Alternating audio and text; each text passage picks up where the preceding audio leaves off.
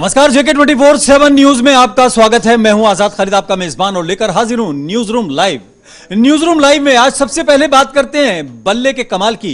England के अंदर आप लगातार क्रिकेट के बल्ले का कमाल देख रहे हैं, लेकिन मध्य प्रदेश के इंदौर में भी बैट का कमाल देखने को मिला। पहले निवेदन, फिर आवेदन और फिर दनादन। जी हां, ये कहने वाले हैं आकाश विजय वर्गीय, कैलाश विजय वर्गीय के बेटे हैं, और उनकी एक वीडियो ऐसी सामने आई है जिससे वो अगर देखें तो कहीं ना कहीं आज पूरे दिन चर्चा में है, क्योंकि बैट से उन्होंने नगर निगम के अधिकारियों को पिटाई की है और उनको सजा दी है, और अपनी इस कार्रवाई पर वो शर्मिंदा भी नहीं है। हालांकि पुलिस ने मामला भी दर्ज कर लिया है, उन्हें अरेस्ट भी कर लिया है। पूरा मामला क्या है आप जरा इस रिपोर्ट में देखिए।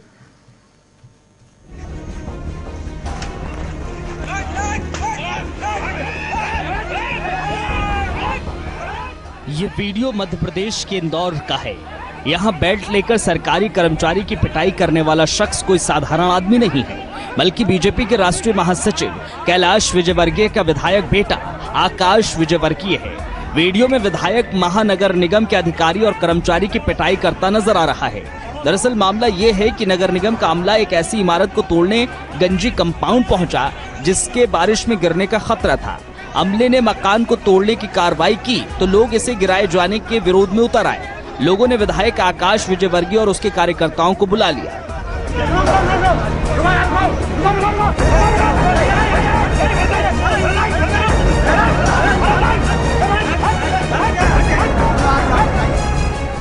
पुलिस ने नगर निगम के अधिकारी की पिटाई पर बीजेपी विधायक आकाश विजयवर्गीय को मध्य प्रदेश पुलिस ने गिरफ्तार किया है। आकाश विजयवर्गीय के साथ 10 और लोगों के खिलाफ मामला दर्ज किया गया है। आरोपी विधायक के खिलाफ आईपीसी की कई धाराएं लगाई गई हैं।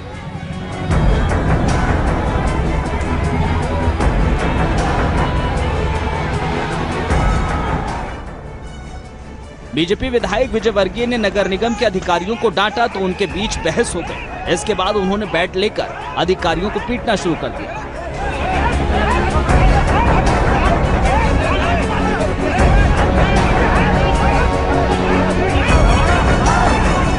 गुस्साए आकाश ने अधिकारियों की पिटाई की। इसके बाद उनके समर्थकों ने भी हाथ चलाए। इस दौरान पुलिस ने पहुंचकर बीच बचाव कर विधायक को शांत कराया। नगर निगम के अमले की ओर से विधायक के खिलाफ एफआईआर दर्ज की। वहाँ पर जेंट्स महिलाओं की टांगे खींचकर उन्हें घर से बाहर घसीट के निकाल रहे हैं। तो ये दृश्य हमसे देखा नहीं गया। मैं गंदी इन्हें गालियां बक रहे थे कि आप ऐसा करते हो वैसा करते हो।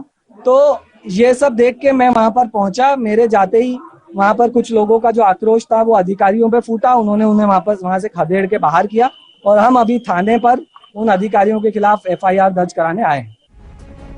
बीजेपी एमएलए आकाश विजयवर्गीय ने नगर निगम के अधिकारियों से मारपीट करने के मामले पर कहा, ये तो अभी शुरुआत है, हम इस भ्रष्टाचार और गुंडावाद को खात्मा कर देंगे। आवेदन, निवेदन और फिर दनादन, ये हमारी एक्शन लाइन है। और मैंने उनसे निवेदन भी किया था कि अब सब हो गया जब मैं पहुंचा, कि आप 10 मिनट में यहाँ से चले जाएं, वरना उसके बाद जो भी होगा उसके जिम्मेदार आप स्वयं होंगे। मैंने उन्हें बता दिया था, मगर वो लोग गए नहीं। नगर निगम की आदत हो गई है बहुत गुंडागर्दी, दादागिरी करने की, मगर हमें भी इन्हें ठीक करना आता है। तो मैसेज है आगे भी ऐसा कुछ रहेगा? अभी तो बस शुरुआत है। अब हम लोग इस पूरे भ्रष्टाचार को, इस गुंडागर्दी को और ये जो धंधेबाजी चल रही है इसको खत्म करके ही दम लेंगे। क्या आपका बल्ला लगातार ऐसे चलता रहेगा? देखिए, आवेदन, निवेदन और फिर दनादन, ये हमारा लाइन ऑफ एक्शन है। वहीं महानगर निगम के अधिकारी का कहना है, जिन मकानों को तोड़ने के लिए हम गए थे वो मकान जर्जर अवस्था में थे। आकाश ने फोन कर हमें मकान तोड़ने से मना भी किया। इसके बाद वो मौके पर पहुंचे और मारपीट शुरू कर दी। हम लोग अति खतरनाक मकान है नगर निगम रोड पे 52-53, उसको तोड़ने के लिए गए थे। वहाँ गए थे और इसमें आकाश विजय जी का फोन आया कि मैं 15 से 20 मिनट में आ रहा हूँ, आप इसको ना तोड़े। तो हमने उनका इंतजार करा, वो मौके पे आए। उनके द्वारा बोला गया कि आप यहाँ से 10 मिनट के अंदर सब यहाँ से चले जाएं, नहीं तो हमारे द्वारा आपको मार के भगा दिया जाएगा। और हाँ, और उसके 10-15 मिनट बाद आकाश जी ने हमको मेरे को बैट से मारा पाँव में, और इसके साथ में उनके कार्यकर्ता जो थे उनके द्वारा भी मारपीट की गई मेरे साथ। और भवन अधिकारी श्री असित खरे जी हैं, उनके साथ भी उनके द्वारा मारपीट की गई। मैं पुलिस के माध्यम से बच के यहाँ आया हूँ, थाने तक आया हूँ। इससे पहले भी आकाश विजयवर्गीय अपने विवादित बयानों को लेकर चर्चा में रहे हैं। लोकसभा चुनाव के दौरान उन्होंने कांग्रेस अध्यक्ष राहुल गांधी के खिलाफ आपत्तिजनक शब्दों का इस्तेमाल भी किया था। तब उन्होंने राहुल गांधी को पप्पू कहा था और कहा था कि पहले तो पप्पू थे लेकिन अब गधों के सरताज बन गए। उस वक्त भी उनकी टिप्पणी पर बवाल हुआ था।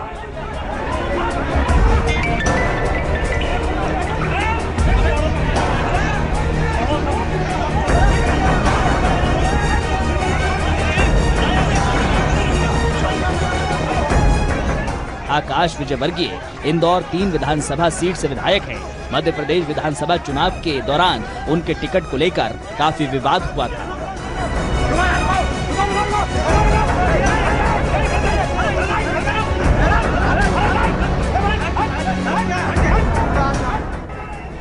कैलाश विजयवर्गीय अब राष्ट्रीय राजनीति में बड़ी भूमिका निभा रहे हैं और पश्चिम बंगाल के प्रभारी हैं। यही कारण रहा कि वो खुद विधानसभा चुनाव नहीं लड़े, लेकिन उनकी जगह बेटे ने अपनी किस्मत आजमाई।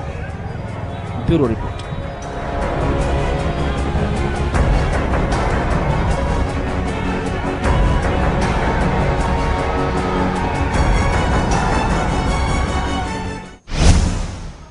यूपी के बुलंदशहर में छेड़छाड़ का विरोध करने का मामला और उसकी एक तरह से भुगतना सजा का मामला अभी ठंडा भी नहीं पड़ा था कि फरीदाबाद से भी एक ऐसा ही मामला सामने आया है।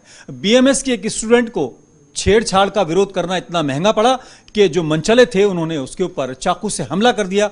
यह अलग बात है कि मामला सीसीटीवी में कैद हो गया है, लेकिन सवाल यह है कि जो मामले कैमरे में कैद हो जाते हैं वो तो सामने आ गए, लेकिन जो बाकी मामले हैं उसको लेकर पुलिस क्या करेगी। हालांकि इस मामले में पुलिस ने एफआईआर दर्ज कर ली है और कार्रवाई की बात कर रही है। इस रिपोर्ट से आप समझिए कि आखिर लड़कियां कहां सुरक्षित हैं।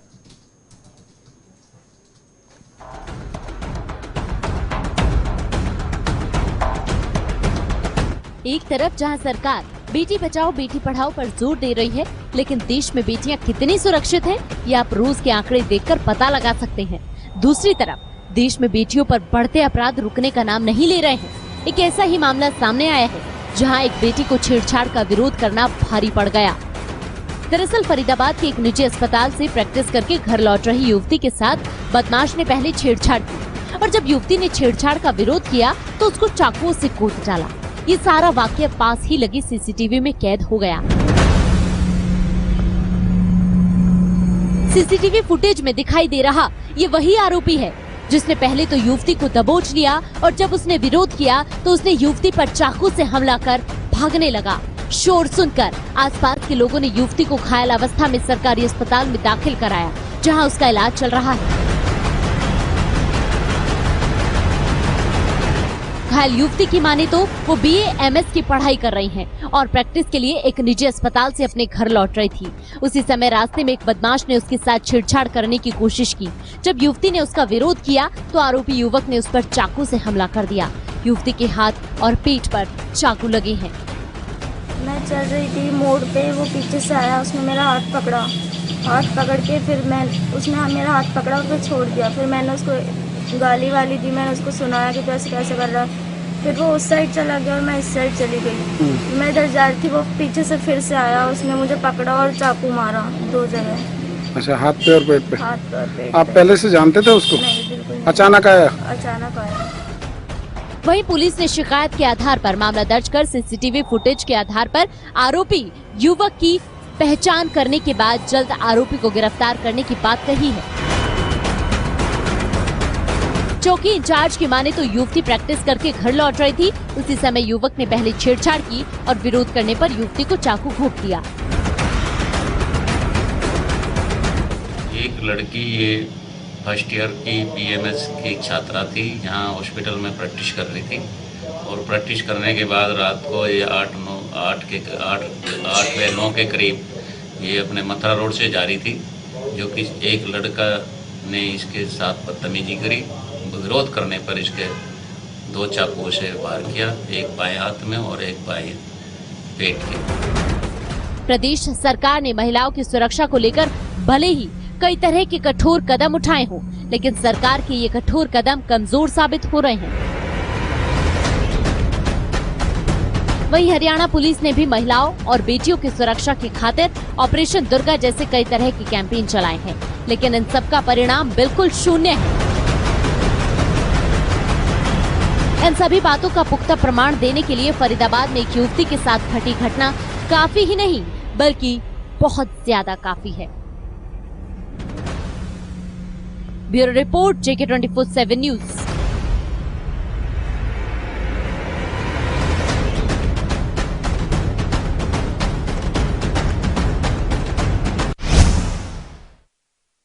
को लेकर और खास तौर से जो शारीरिक रूप से कहीं ना कहीं अक्षम है उनको लेकर सरकारी नीतियां बेहद हैं, लेकिन सच्चाई यह है कि इसमें कहीं ना कहीं जो प्रशासन है, जो उनको लागू करने वाले लोग हैं, वो गंभीर कितने हैं ये देखने को आपको ले चलना होगा राजस्थान के जयपुर में, जहां पर मूक बधिरों का जो स्कूल है उसके रिजल्ट को देखने के बाद आपको लगेगा कि 91 स्टूडेंट्स में से 88 फेल हो गए हैं। जी हां, कई ऐसे आरोप लगे हैं जिसके बाद प्रशासन खासतौर से सवालों के दायरे में है, क्योंकि छात्रों का आरोप है कि ना तो उनकी कॉपियां वहां बनवाई गई और जहां वो चेक की गई वहां भी उनके साथ नाइंसाफी की गई है। इतना ही नहीं, कई गंभीर आरोप उन्होंने लगाए हैं। जरा आरोप भी देखिए और इस खबर को भी।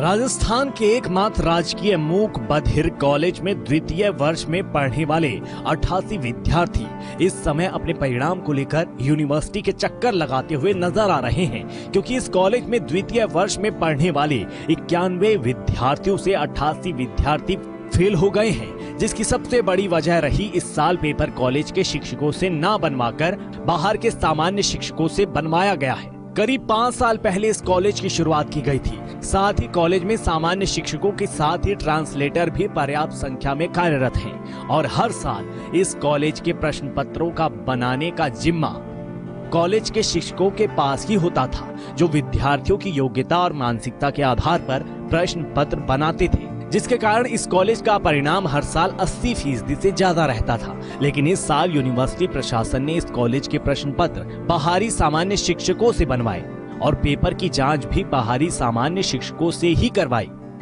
जिसके कारण इतनी बड़ी संख्या में विद्यार्थियों के फेल होने की शिकायत सामने आई। ना ये बोल सकते हैं और ना ही ये सुन सकते हैं। शायद यही कारण है कि इनकी तरफ से ना कोई बोल रहा है, ना इनकी कोई सुन रहा है। प्रदेश का एकमात्र राजकीय मूक बधिर कॉलेज, जिसके 91 में से 88 छात्र इस बार फेल हो गए हैं, और पिछले अगर 5 सालों का आप रिजल्ट उठा के देखेंगे तो वहां की शिक्षिका ने बताया कि रिजल्ट लगातार 4 वर्षों में 80 से 86% रहा है। हालांकि इस बार जो 88 छात्र फेल हुए हैं वो पिछले 4 दिनों से कॉलेज और यूनिवर्सिटी के चक्कर काट रहे हैं, जहां कॉलेज और यूनिवर्सिटी उन्हें एक ही आश्वासन दे रहे हैं कि हम आपकी कॉपी की पुनर्जांच कराएंगे। सिर्फ एक ही प्रश्न ये उठता है कि लगातार जो 4 सालों से ऐसा रिजल्ट रहा है उसमें इस बार ऐसा रिजल्ट आना, सिर्फ यही यूनिवर्सिटी पे सवाल उठा रहा है। अपनी व्यथा को अपनी सांकेतिक भाषा में समझा रहे इन विद्यार्थियों की पीड़ा इनके चेहरों से साफ झलक रही थी। सांकेतिक भाषा में समझकर कैलाश सिंह ने बताया कि जो पेपर बाहर से बनवाया वो काफी बड़ा था। इसके साथ ही पेपर को हल करने का जो समय था वो उस समय पर पूरा नहीं हो पाया, जिसके कारण 88 विद्यार्थी फेल हो गए। ये बच्चे जो भी हैं सभी फेल हुए हैं। इसका BA फर्स्ट सेकेंड ईयर वालों को बहुत बड़ा धक्का लगा है कि BA सेकेंड ईयर में 88 बच्चे फेल होना और BA फर्स्ट के अंदर 15 बच्चे फेल होना। हमने है ना गवर्नमेंट से बात भी करी है, DC साहब से भी बात करी है, अभी तक उनका कोई जवाब नहीं आया हमारे पास में। हमने अच्छा पेपर किया और ये फर्स्ट टाइम हुआ ऐसा कि हमको 88 बच्चों को एकदम से फेल कर देना।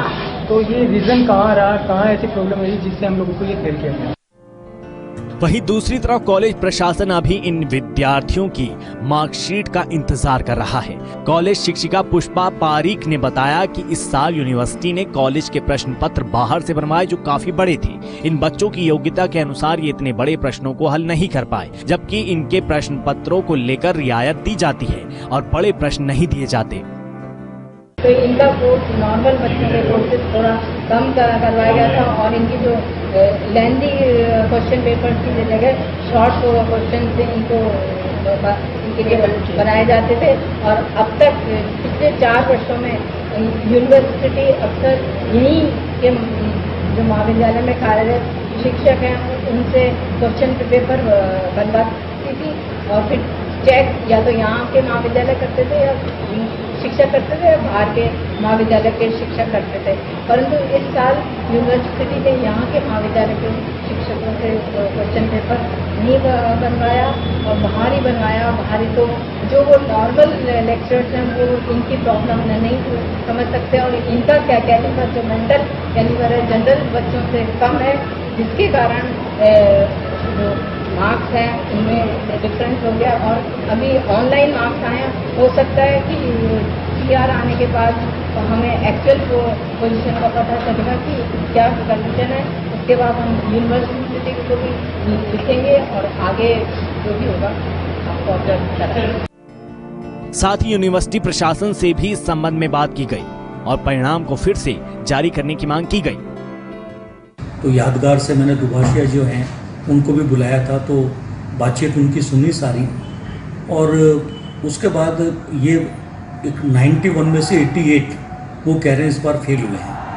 कन्वीनर जो BOS है उनसे बात की मैंने, उनकी ये मांग थी बच्चों की कि विशेषज्ञ जो परीक्षक हैं उनसे हमारी कापियाँ नहीं जचवाई गई, ये उनकी मुख्य शिकायत थी। कन्वीनर से बात की तो उन्होंने कहा कि क्वेश्चन का जवाब जैसे नॉर्मल बच्चा देता है वैसे ही देते हैं, 1 घंटे का टाइम उनको एक्स्ट्रा दिया जाता है, तो जैसे और बच्चे लिखते हैं वैसे ये लिखते हैं, इसलिए अलग से किसी विशेषज्ञ को परीक्षक है उसकी नियुक्त करने की इसमें आवश्यकता नहीं होती है।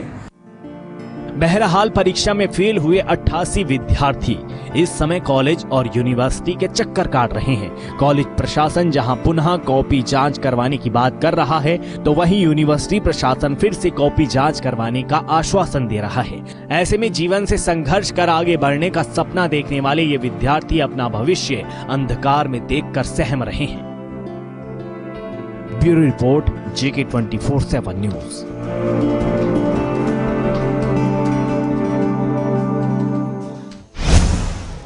तो न्यूज रूम लाइव में आज फिलहाल इतना ही। अपने मेजबान आजाद खालिद को इजाजत दें।